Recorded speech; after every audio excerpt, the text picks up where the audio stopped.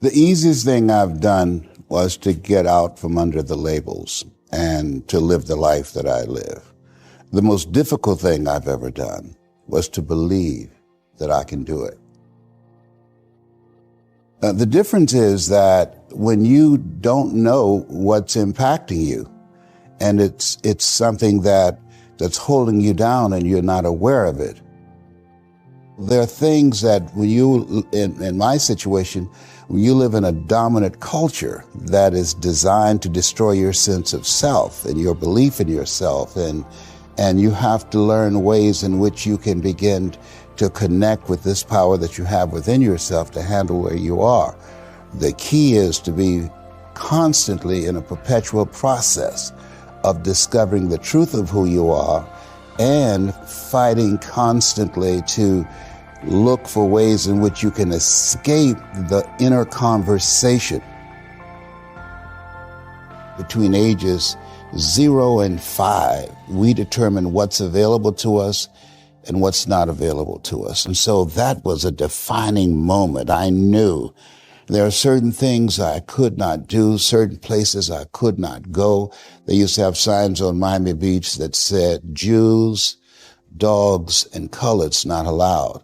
And so now you have to operate within the constraints of the dominant society and the things that they've created for you.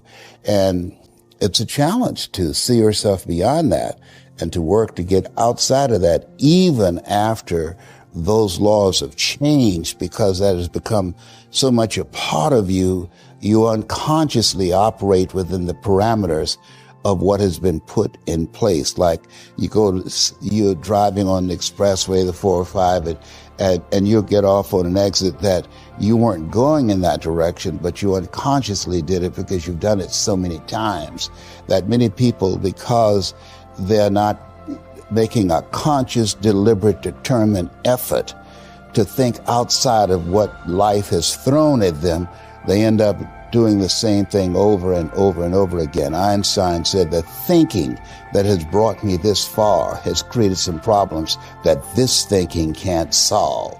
And so through relationships, through reading, through studies, through goals and dreams beyond your comfort zone, it allows you to begin to live out of your imagination as opposed to out of your history. Disney said, the imagination is a preview of what's to come. They have to expose themselves to something that will give them a different vision of themselves. And in addition to that, they have to put themselves in a community of what I call OQP, only quality people. A gentleman who dramatically transformed my life. I was a junior at Booker T. Washington High School in Miami, Florida, and I went in his class looking for another friend, and he said, go to the board and work this problem out for me. I said, sir, I can't do that. He said, why not? I said, I'm not one of your students. He said, do it anyhow. And the other kids started laughing, saying, he's Leslie, he's DT. And he said, what's DT? His brother is smart, but he's the dumb twin. And I said, I am, sir. And he came from behind his desk and he pointed at me. He said, don't you ever say that again. Someone's opinion of you does not have to become your reality.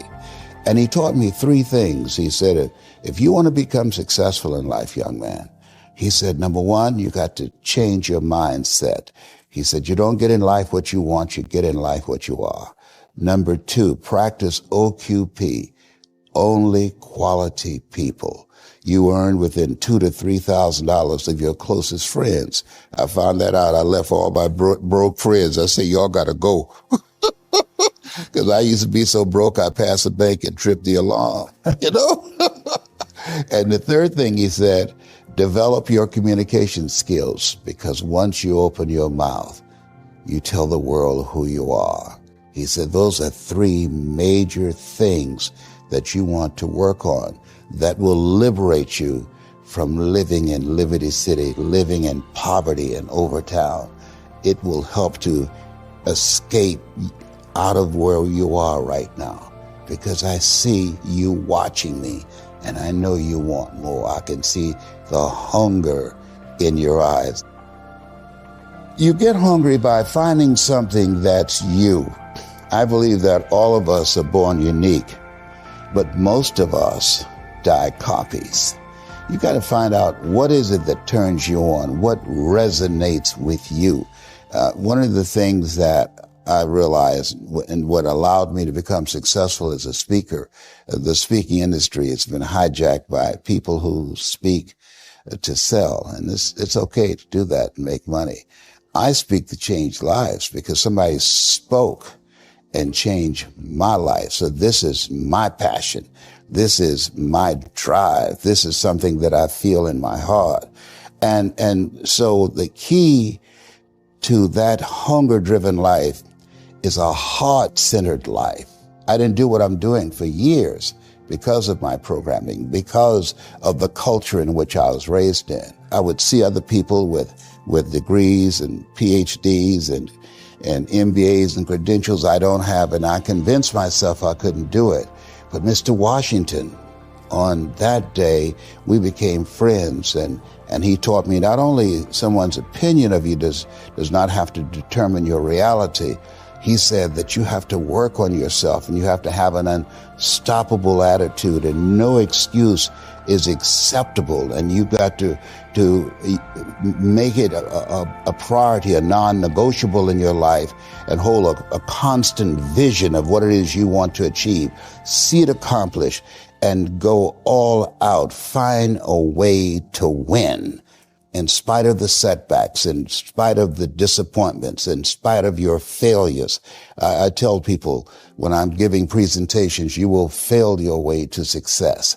I have a saying, as life knocks you down, try and land on your back, because if you can look up, you can get up. And so those experiences of going after goals that's beyond your comfort zone, and having relationships that will challenge you, and surrounding yourself with coaches and mentors who can take you to a place within yourself that you can't go by yourself because you can't read the label when you're locked in the box.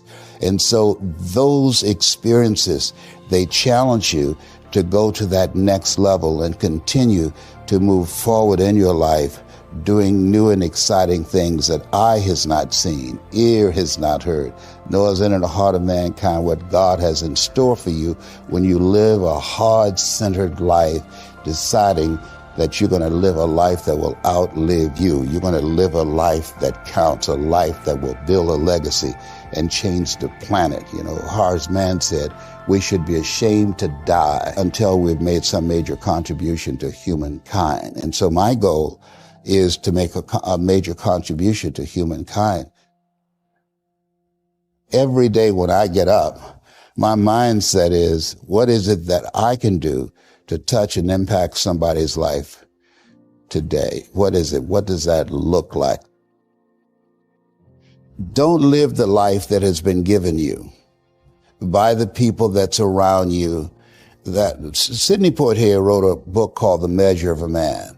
And he said, when you go for a walk with someone, something happens without being spoken. He said, either you adjust to their pace or they adjust to your pace. Whose pace have you adjusted to? And so there are things that we pick up and we think that they're our choices, but they're the choices that we've been programmed by life to do. When we leave our homes in the morning, we're bombarded with over 6,000 advertising hits through Facebook, through Twitter, through Instagram, through television, through our phones and through our communities, and through the computers. And so all of these things are impacting us every day.